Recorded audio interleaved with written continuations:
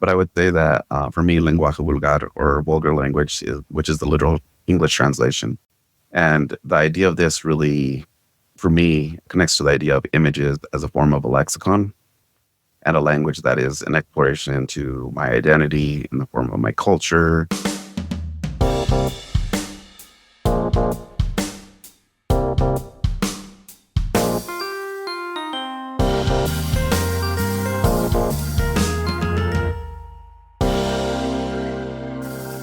Hello, print friends, and welcome. This is a bilingual podcast, so if you subscribe to us, you'll be getting episodes in English with me, as well as in Spanish with Reynaldo Gil Zambrano. Together, we speak to people around the globe about their practice and passions in the field of print media and multiples. Hello, Print Friend is brought to you by Speedball Art Products, who've been offering a diverse range of high-quality products to your creative practice since 1997. If you're looking to add some pizzazz to your practice, check out their line of additive glitter. Add a sprinkle of their additive glitter to any Speedball fabric screen printing ink to bring a touch of shimmer to your next design.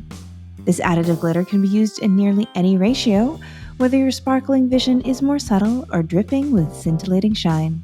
Check out the link in the show notes. Print friends, did you know that Florence, Italy is home to SRISA? It's a leading institution for art and design education. It offers highly personalized instruction and experiential learning that meets American university standards for study abroad programs in fine art, liberal arts, and design. Educators who might be interested in teaching at SRISA can lead faculty-led programs utilizing its top-notch printmaking facilities in one of the world's most inspiring cities. To learn more, email info@srisa.org.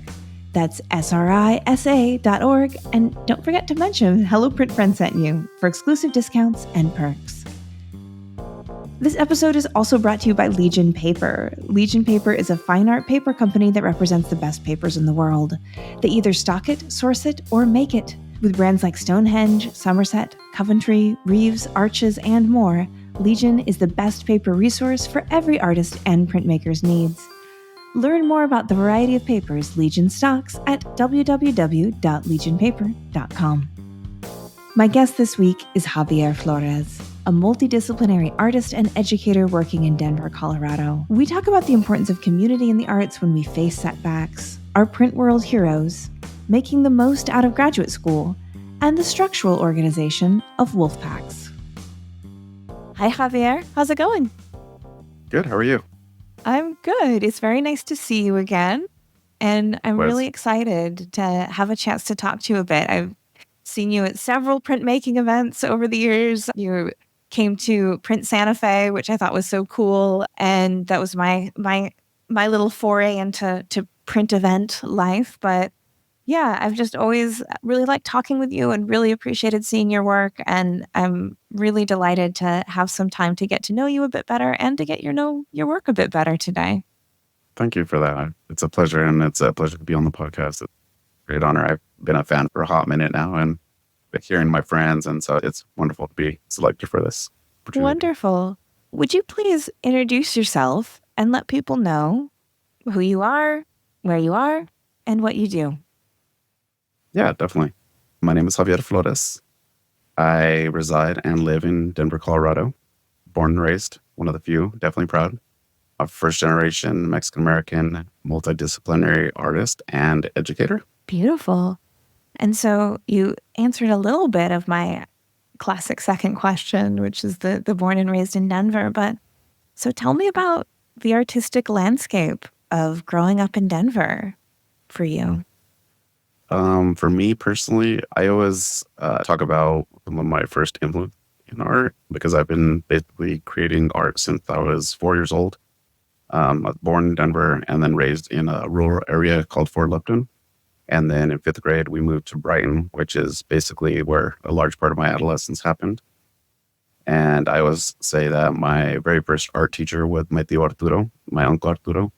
And he was what I like to refer to as like a blue collar artist. He did a lot of painting jackets, and I had a shirt that had Sesame Street characters on it that I loved. And I don't know what happened with it. I'm pretty sure my mom sent it to one of my cousins in Mexico.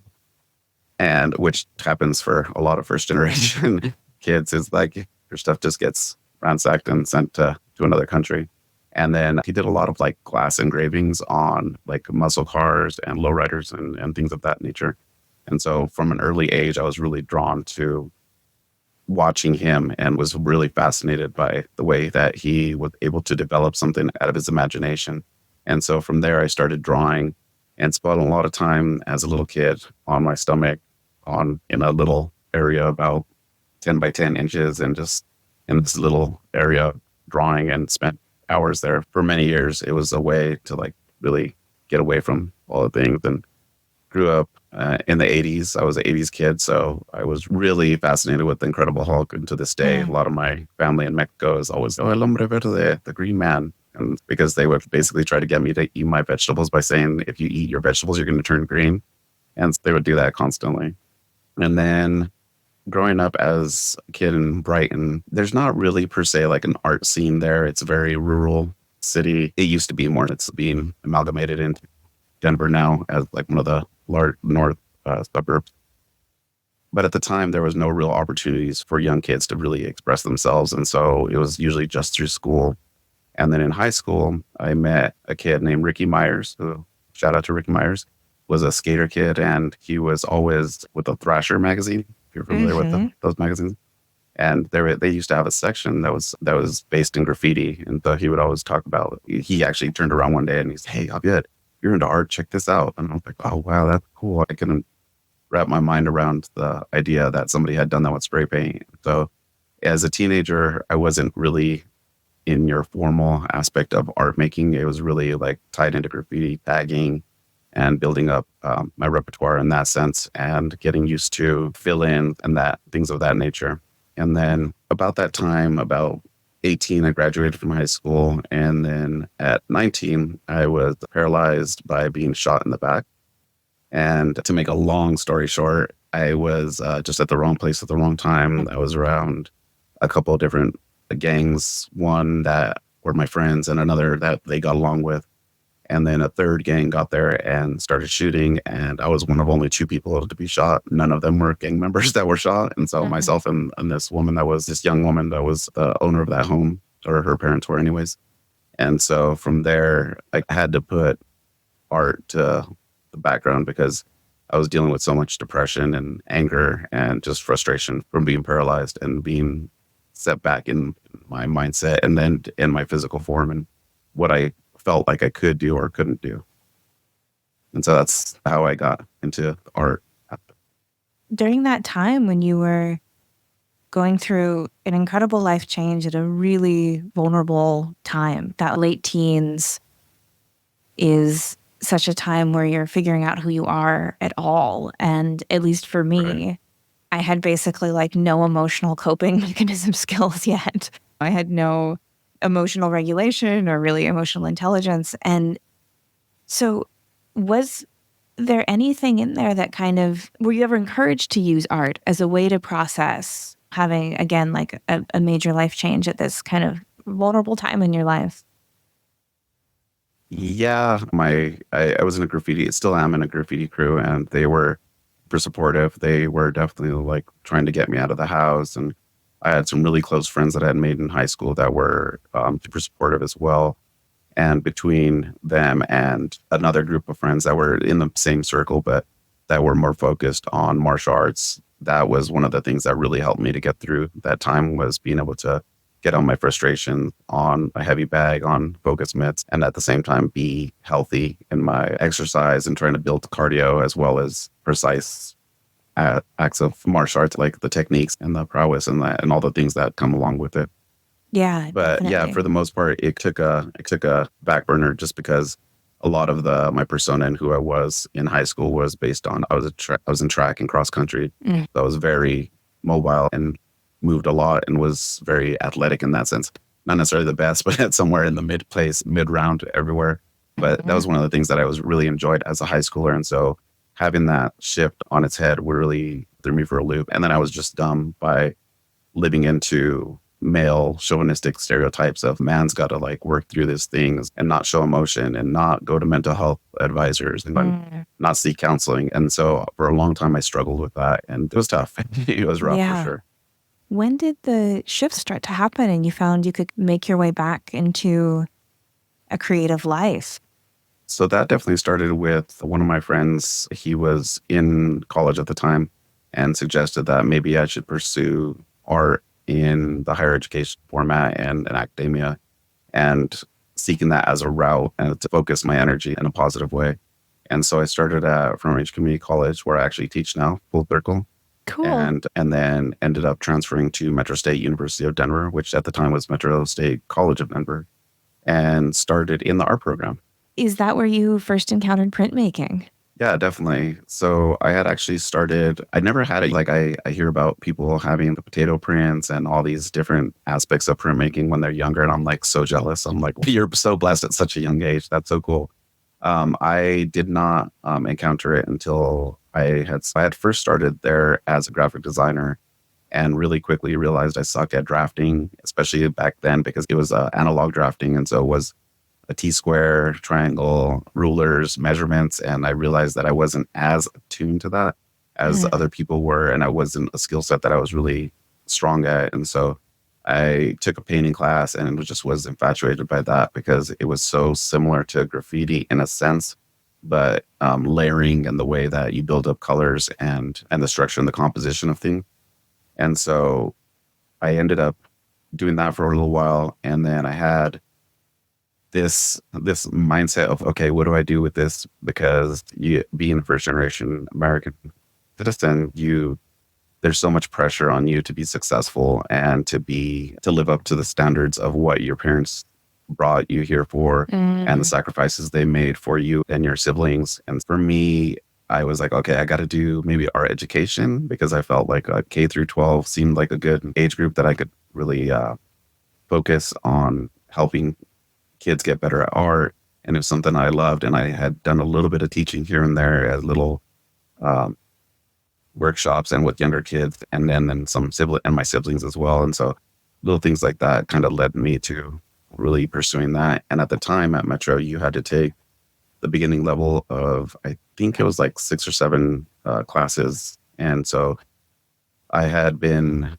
taking painting mostly, and then had this instructor, E.C. Cunningham, who was always sitting outside of the print studio when he wasn't working or not in class. And so he would always harass me. He'd be like, when are you going to take a printmaking class? Take a printmaking class. And he was just like constantly badgering me. And I was like, okay, now here's my chance to take a printmaking class. And I ended up signing up for a printmaking class and actually got Barbara Hale, who was my actual first printmaking instructor, rest in peace, recently passed. And so she was super influential in a way that introduced me to a few different mediums. And that's how I initially started. And when you're taking that first printmaking class, you're not necessarily creating the best work that you could. And you're just learning the basics and learning how the mediums work. And for me, the process, because painting is so immediate. You don't like something, you can just paint over it, or you can wipe it off. And it's very immediate in that sense. And with printmaking, you can plan all day long and you'll still maybe get what you're expecting and have to work and circumnavigate through that problem solving. And so the following semester, I kept thinking about ways I could have made my prints better. And I kept thinking about it. And then so I was like, okay, I got to take a second shot at this. And so a year later, I took another printmaking class. And that's when I had E.C. Cunningham. And from there, it was just pretty much blew my mind, and just was super entrenched in the process, in getting better as an artist in that format and in that medium, in the multi-mediums, because printmaking was just, there's so many mediums and so many different forms. And was able to attend a Mid-America Print Conference with him. And come to find out later that I guess him and Oscar Gillespie were some of the founding members of Mid-America Print Conference. So I didn't even know that I was going with this rock star in the print world, right? And you're just like naive, and you're like, cool, I'm just going to this print conference. And he's introducing me to all these people, and I'm like, cool. And then come to find out later when you're studying more printmaking, you're like, wow, he introduced me to a lot of famous and really well-known people. And everybody was so sweet. It's that print community of everybody's so welcoming. And no matter where you're at in your life, they're welcoming, and everybody wants to make you better and really wants to be authentically engaging with you. Yeah. And so that's basically how I started. And so you're just talking about how you were drawn to printmaking and doing all these different forms and getting introduced to all the media. Was there one that you gravitated to? Did you find yourself being more into etching or into relief at the beginning? I really loved relief, Mm. but I was not good at it. The registration and the layering, and I think that was a big struggle for me. But I enjoyed the carving, and there's something of sort of therapeutic, almost meditative state of like when you're carving, you just get into this zone and you just focused in on what you're working on, and you put everything off to the side. Yeah, I would pump music and listen to things, but really I was just focused on the task at hand. And EC being very heavy into lithography was always like, hey, you should try to do lithography. Hey, you should do lithography. And so he was always pushing me. And so I really got into photolitho and really enjoyed the aspect of that and how it mirrored screen printing as well, which I also loved but wasn't good at as well. And I think those were the initial ones that I had started with. Yeah. And so then you finished your undergrad and you actually took some time between that and going to graduate school, and you were working in cooperative gallery spaces. Can you tell us about Yeah. that? Yeah, definitely. The so having graduated in 2008, I was at a crossroads because I didn't know exactly what I was going to do. I ended up switching back to painting after all that and took painting and basically should have had my doctorate because I was there for 10 years and was really intrigued by the idea of grad school, but wasn't sure if I could carry it through just because so many reasons, right? Financial, the obligations of those, and then not really seeing myself in that situation. So I ended up getting this opportunity with a friend who approached me about starting a cooperative gallery in a space that had been known for cooperative galleries. And the person who ran that place and who was leasing the space was Lori Links Murphy. She was really a sweet and is still a really sweet, engaging person, a really great artist, and a staple of Denver art. So if you've been around Denver art scene, you know of her at least, if nothing else. And she was really influential in the sense that she wasn't one of those typical older artists that's gatekeeping, right? She was really like welcoming, wanted us to manifest something of our own breath there. And so my friend and I got with a few people that we had gone to undergrad with and started talking to them about what this would look like financially. Could you afford this? And then from there, we all pitched in on rent and started doing exhibitions and curating and strike and install and promotion and all the other things that go along with owning or running a gallery, curating. And we each had our own shows as well as member shows, and also did a lot of juried exhibitions as well as a fundraising technique to be able to build up some art coffers. And so that way we can have a little bit less in what we were having to pay, but then also providing seed money for awards and things of that nature.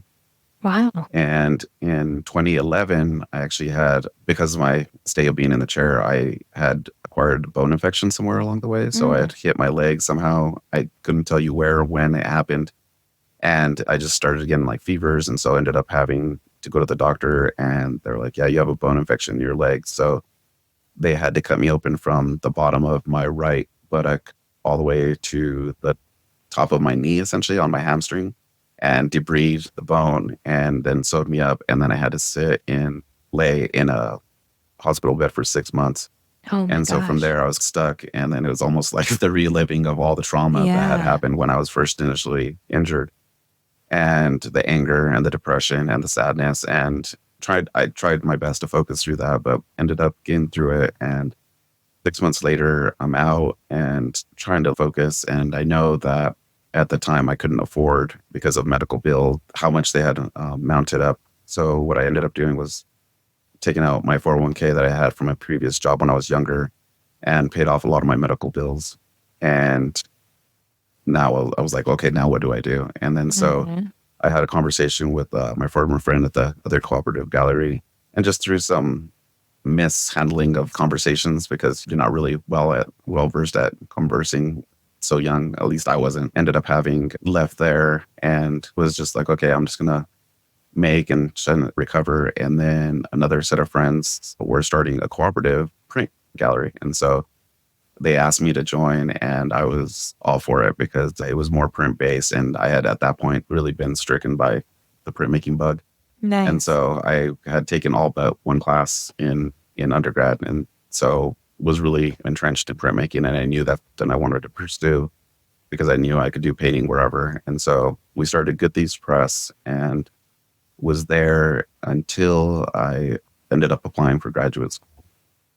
So at that point, how did you know it was time? Because it sounds like you had some good things going on. You were working in the cooperative print gallery.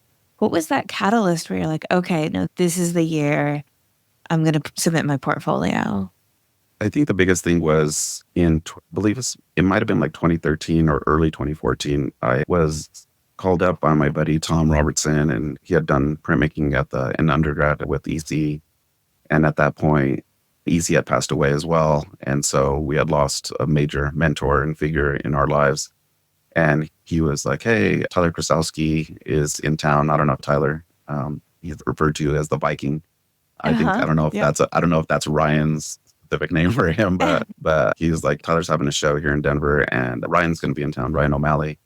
And I had met Ryan and Joseph and Greg Nanny through Drive By Press when they had done a demonstration at our school when EC had brought them through, and just was instantly, we had this bro moment. We bonded over graffiti, and Ryan had lived in Denver for a while. So like we really connected. And so Ryan's going to be in town. You should come and chat. And I was like, cool. Yeah, definitely would love to see him.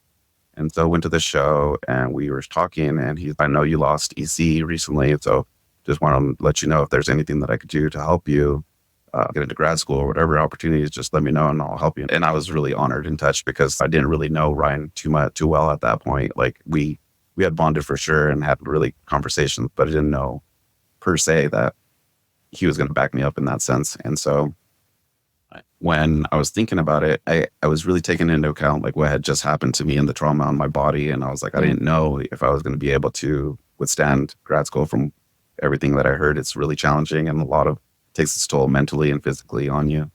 Yeah. And so I was just looking at where I was in my life, and I was older because of the time I had finished undergrad and because of all the setbacks with my health. And I didn't know if grad school was going to be for me, but I was willing to take a chance. And so I actually applied for Texas A&M University in Corpus Christi, where Ryan teaches, and thought, let's see what kind of favor he can help me with. And I don't know if it was nepotism or I'm hoping it's talent, but I definitely think he saw something in me and hopefully believed in me enough to back me up into attending the school, and ended up getting into graduate program there. Yeah. Just so much love for Ryan. Like has such an incredible, generous heart for every person in the print world. Like I said off air, he's going to help Tim and I just get some stones from Houston for our shop, just because. Yeah, he's a print world treasure for sure. Yeah, for sure. I think he's one of those genuine people that really cares about the community and really wants to further the idea of printmaking in the world. And he does everything he can to help promote that. And I really owe him a lot. He's a major mentor. Like, there's so many Ryanisms that I'm constantly spouting off to my students as well. Totally. And he also has the best recommendations for any city, I think, like in the world. Like I'm going to New Orleans and I'm like, Ryan, what's in New Orleans? And he just sends me this list. And then I'm in Oaxaca and I'm in Oaxaca and he'll just send you this list. He's like, yeah. And then people as well, that my grad cohort, I can't say enough great things about them. I know you interviewed Julia before, Julia Karan, and she was like my print mom right off the bat. I could tell you like a few different stories about how she was trying to save me constantly, and just a great year. She's such a sweetheart and such a great person and human and badass printmaker. And so many of that cohort, I can't say enough about the Full Court Press. Shout out to Full Court Press. And that cohort that we had was it was my family during that time, and really supportive and really took me in, and everybody, we all helped each other as much as we could. And it sounds like a beautiful experience. Yeah. How did going to grad school change your work? It refined everything. For me, going from painting to printmaking as my major, I was super intimidated. I definitely thought, I was like, okay, there's so much that I have to learn and I'm so far behind all these other people that have like really focused their energies. And most of my grad cohort was super young. They were like fresh out of their BFA. They hit it like 4 years institutions and they were out and they were on to their graduate program. And that was pretty intimidating because so many of them were so talented and so humble as well. It's not like they were being braggarts, and they were really sweet about their knowledge and just like the printmaking community being so supportive of each other. And so when I started there, it refined the technique, learning from Ryan, the reductive woodcuts, which I'm just probably the biggest fan of, and other processes as well, like teaching me how to do things in a lithography press, well, or getting back into etchings, but then now with more refinement and more skill level in drawing, and then the exposure as well. Just Yeah. the fact that Ryan knows everybody and knowing all these printmaking communities, Houston and Austin, in West Texas, and we were traveling to all these places and meeting all these people and going to conferences and going to SGCI and so many other opportunities that he provided for us to be able to get our names out there and get to meet some of our people, some of our own heroes as well, being able to work through guest artists as they came to the program. And so I think all those things really help you to understand what your place is in the print world, how you can help support, how you conduct yourself, and what you're putting out there to the world. Like the fact that if you're going to say you're going to be about something, you better be about it, because the print world is it's very small, but at the same time, it's large, it's huge, and your reputation precedes you in that sense. And so being able to put your best foot forward, so to speak, and how that translates into meeting people and being genuine. It's always that golden rule. I'm always telling my students about that. It's like, it's one of the first things you learn as a little kid, and it's one of those things that's still underrated. Yeah. Yeah, absolutely.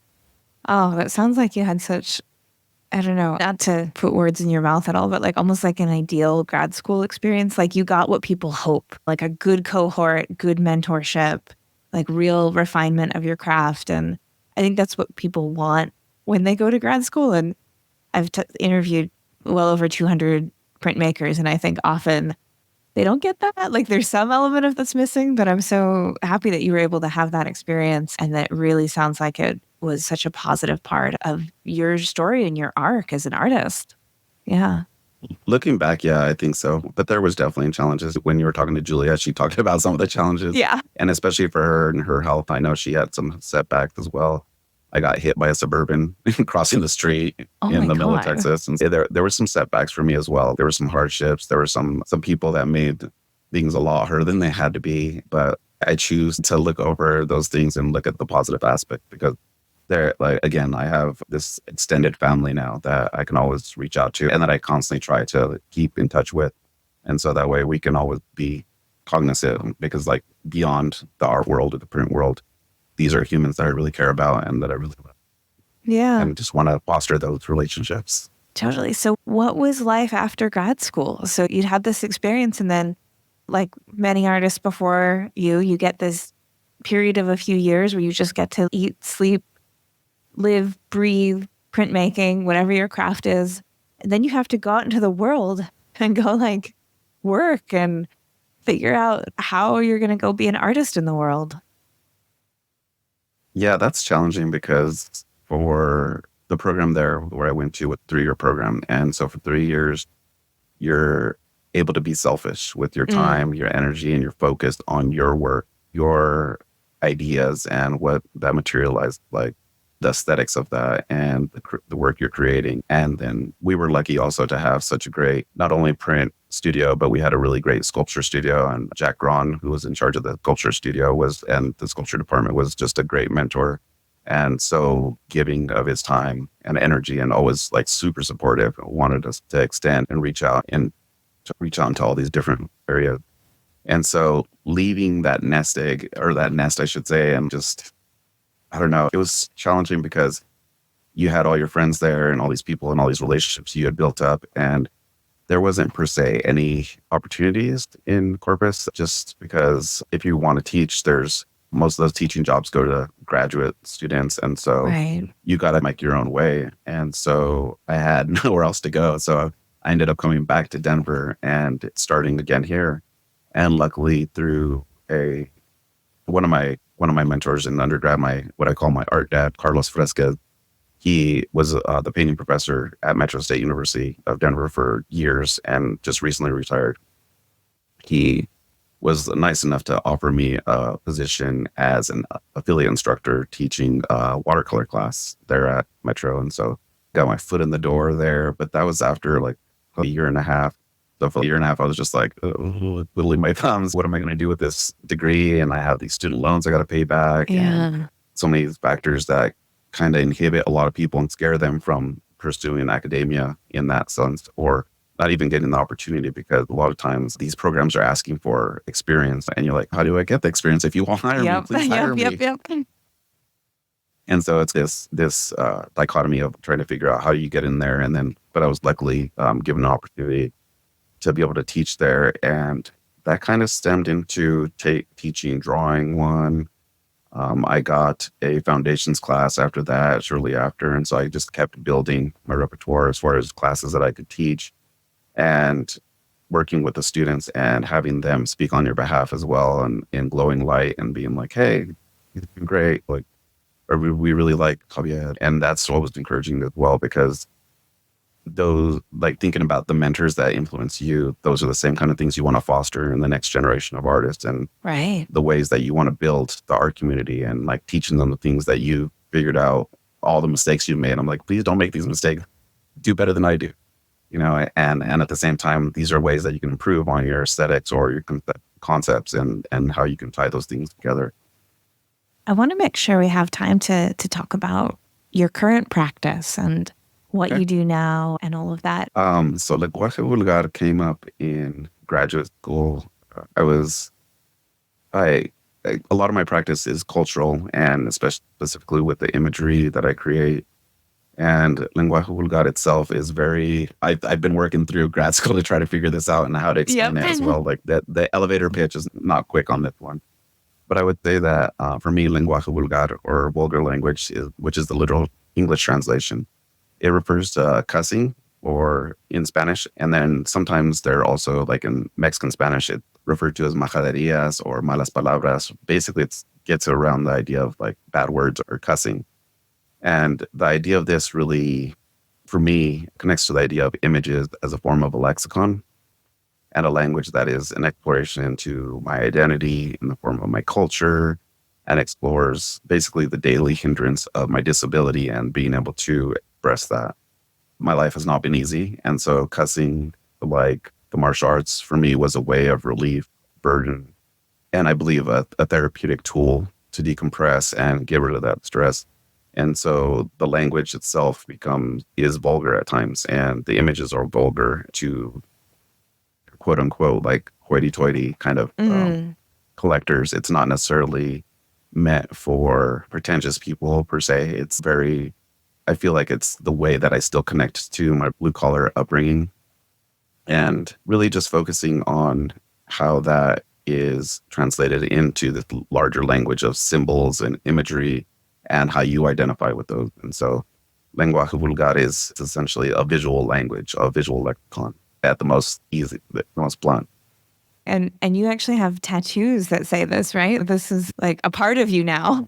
Yeah, definitely. Everybody, I always thought not to diss on anybody who does their name and their art as like as a website. It's just, for me, I don't know, Javier Flores art just sounds boring. So when I was thinking of my persona, because one of the things that Ryan had put out to us was that we should talk about what would you do? Like, he was always trying to like scheme and trying to get us to do things that like he was making us think about, as far as like our art practice and how that relates to our work and how we brand ourselves, and how we that professional development portion. And so one of the things I was thinking about was I had come across, I think it was said in a song or something, and it was lenguaje vulgar, and it just stuck with me. I was like, that's perfect for who I am and what I want to represent and how I want to be represented. And I've had a few artist talks where somebody pushed back. They were like, you're glorifying violence with some of your images and some of the things you create. And it's definitely not that. Those things are almost like talismans to protect of protection for me in that sense, and thinking of them in that light. Yeah, because you mentioned this connection to a visual lexicon. And I feel like you definitely see themes coming up in your work. And one of the big ones is animals. It seems like animals as symbols. The Yeah, wolf is a repeating motif for you as well. Could you talk a little bit definitely. about that, like the use of how animals show up and that kind of some of the fierceness or really whatever they mean to you? Yeah. Yeah, it started with actually a combination reductive woodcut and screen print in grad school, delving into talking about the trauma of me being paralyzed. And I had had a conversation with a few people throughout grad school, but then always, I know you had Stephanie on the show as well, Stephanie Alanis. She was another basically like mom as well, and was just like talking to me about, how, why don't you ever talk about your disability? And I was like, what? I don't want it to be a crutch, because when I was an undergrad, I felt like it was something that it wasn't something I wanted to focus on. And I did a lot of work about politics in undergrad, and knowing, if you know anything about working with politics, you have to like really do your research. And especially in this day and age of fake news and all these different aspects of how people consume their knowledge and how that's interpreted, and how you do your research, it could be easily shaken if you don't have a good foothold on that knowledge. And so I was really burnt out. So when I went to grad school, I wanted to focus on more symbolism and building up this idea of iconography and how that relates. And I did that in undergrad as well, but sparingly. And in this way, I could still talk about politics, but masking it and subduing it so the viewer isn't hit over the head, because I was literally pretty blatant, like bringing a two Mm. by four and hitting you over the head, like, this is what I mean. It's like, yeah, okay. It's pretty straightforward. And I think it's one of the things that I've been really influenced by Catherine Polk, because I just love her work. I think she's such a badass, and she's such a great human as well. Mm. And just seeing how she'll sprinkle a little bit of the images and give you a little bit of input on what those images mean, but she doesn't ever give you the full picture. And she doesn't want to either. She wants you to have a little bit of interaction and interpretation of what those things mean to you specifically. And having all these people and all these influences started there, and really made me think about that as a way to build up my lexicon and this visual imagery that I wanted to relate and to build upon. Because again, I was just feel like it was hitting people over the head with the blatant message of what I was trying to interpret. And so I really wanted to make it a little bit more of a research on the viewer's part. Like, you have to interact with these images and give your interpretation based on your upbringing, on where you grew up, your socioeconomic status. I don't think per se anything had anything having to do with gender, but I definitely do use a lot of the same images, and specifically the wolf. For me, the wolf gets across the idea of the pack mentality. And it's something Mm. I think that is really missing from our humanity. I really try to emulate myself after the way that they take care of each other. Like, I've talked about this a few times and to other people and to my students a lot when they ask about the wolf. It's that pack mentality of everybody's trying to take care of each other, and everybody's doing the good for the betterment of the whole pack and not just one individual. And if you know about wolves, which I can tell you a bunch of stuff, I can go into nerdy wolf Let's do it. diatribe. Like, the leader of the pack actually follows in the back, protecting the whole pack from being flanked from the back. And they put their infirmed and the elderly wolves at the front to take the brunt of attack. And they know that they're making a sacrifice. And so I really just think like this is such a like ideal way of thinking about our humanity, and how we should be protecting those less fortunate, but also those who are less fortunate and who are underrepresented, that they have the opportunity to be able to still stand and take a position of power, and knowing that they're doing the betterment for the whole of our community.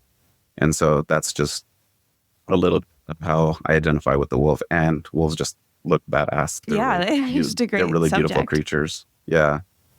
I know you Yeah. had Dennis McNair, and he's probably like king of wolves, right? And so it was definitely influenced by him, not so much in the stylization, but like just seeing like how he uses his lexicon and his imagery as well. And so for me, that was part of the aspect of the wolves. But then also, again, like I was talking about with the weapon, like the straight razor, the switchblade, so many different types of weapons. And that comes also connecting from martial arts and knowing that they were, for me, were talismans of safety and protection.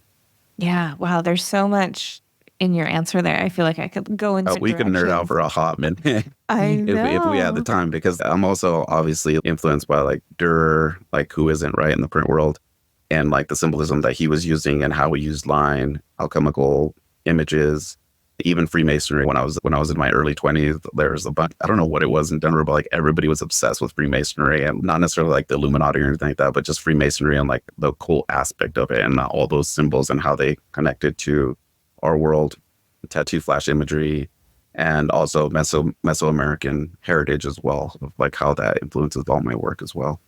I feel like it translates from across mediums for you as well, because you said you do watercolor, obviously printmaking, of course, and you do mural work as well. And from what I've seen of those, you're taking that kind of graphic quality of a reduction woodcut and you're putting it into your mural work. So how long have you been working on that, and when did that start, and how do you see it fitting into all your process? I would say that art for me, and I think, and I believe, truly believe that for everybody, is very autobiographical. It's Mm, we're putting a little bit of ourselves into each of these images, even when people are like, "No, it's just art." For me, I think that's a cop out. Like I think you are always interjecting your art and your artistry and with bits of you and who you are, and sometimes it's successful and sometimes it's not, just like life. But for me, it started with my graffiti background and learning how to do production, and that kind of led into, I had taken a mural class with Carlos Fresquez in undergrad. And so learning the collaborative nature of how you interact with other people and the images that you're trying to put out onto a wall.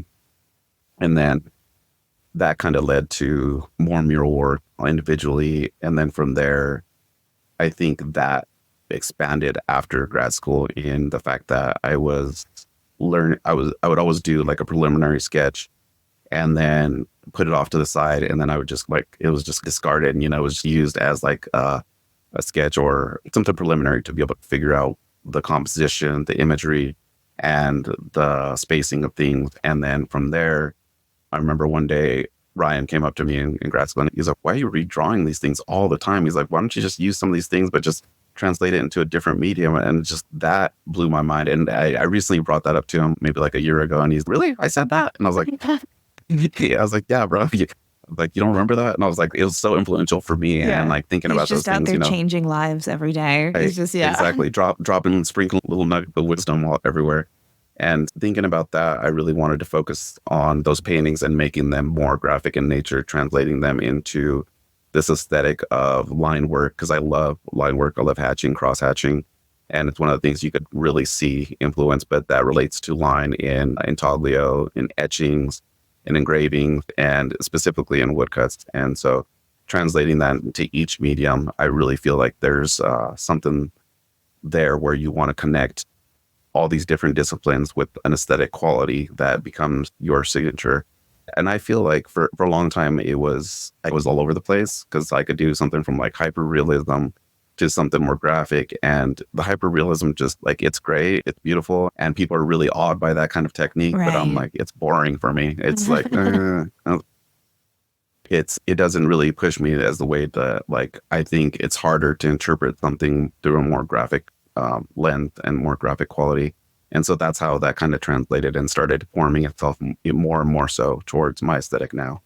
Yeah. No, that makes a lot of sense. Yeah. And I definitely know what you mean about being able to do something that's hyper realistic, and how I think particularly people who maybe aren't as familiar with artistic world and artistic life, it seems they can have this sort of linear scale that's just good art looks like something and bad art doesn't look like something. But I think when you get more into it, that, yeah, absolutely, like the really interesting part often happens somewhere in between.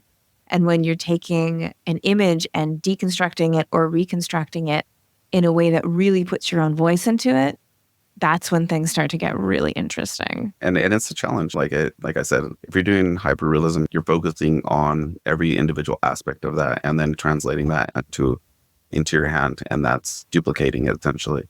And for me, I get a lot more enjoyment. And I don't know, there's something super gratifying about translating something that I'm trying to create and translating into something more graphic. And it also ties into graffiti as well, where like you're not necessarily per se going for hyperrealism, although there's some badass graffiti artists who do hyperrealism as well, and which is even again more challenging to do so with spray paint. But again, it's all those connections. I'm always using like that double, like I'll use the outline and then I'll do the outer outline, which is very common in graffiti, as like something to make the image protrude more towards the viewer. We're running out of time a little bit. Do you have anything on the horizon that you're looking forward to? Anything you want to shout out or let people know is coming? Yeah. So it's full now, but I have a 2-day workshop coming up in the Denver Botanical Gardens. I'll be doing pollinators Cool. workshop with folks, and we're going to be doing some multicolor reductive woodcuts, and we'll have a couple days to be able to build up the images and get some prints done, and it's going to be based on the pollinators. And so I've been working with Botanic Gardens for a minute now and establishing these connections through the local Denver community, Denver Art Museum, and a few other places as well. And so I'll be doing that here in June, at the end of June. And then I'm also getting ready for a group exhibition at the Art Museum of Fort Collins, and that'll run from October 3rd to January 5th. And that's based on the premise of Nepantla, which it means in the middle of or middle. And so it's really talking about that dichotomy of being Mexican-American or of anybody who's coming to the United States, where there's that aspect of you're not Mexican enough for Mexicans and you're not Anglo enough for Americans. And so like, where do you fit in this middle area? And I'm always thinking about Gloria Anzaldua's Borderlands. If your listeners haven't listened to it, it's a great place, and it's very poetic, beautiful literature about that otherness, that in between those two communities. And then also Puerto Grabando, which is coming up in April 2nd through the 5th of next year. And I'm on the board of SGCI, and so I'm super excited about having that opportunity to go to Puerto Rico and helping to support the board again. I think that's the last time we saw each other was in Providence, and it was so much fun to be able to see everybody and interact with so many people and see faces that I hadn't seen prior to the pandemic. So really excited about that. Oh, that'll be great. I'm definitely planning on being there. So it's Awesome. nice that we've got something on the horizon for sure to see each other again in person. So yeah.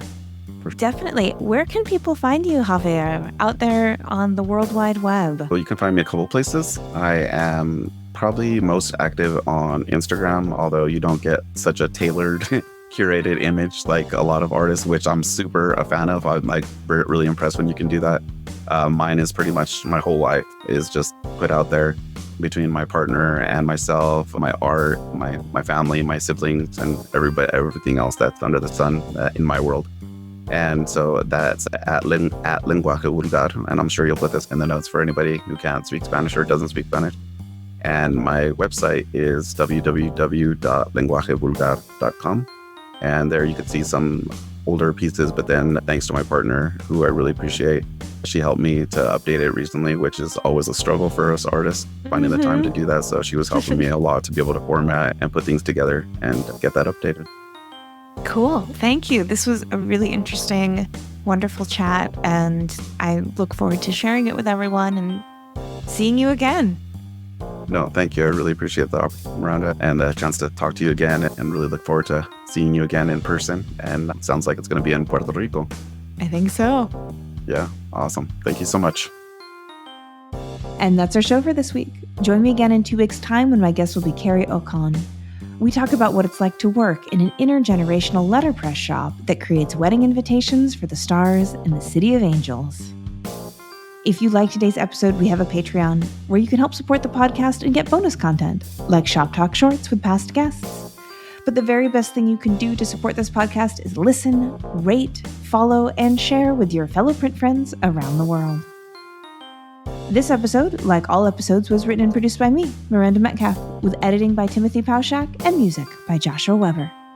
I'll see you in 2 weeks.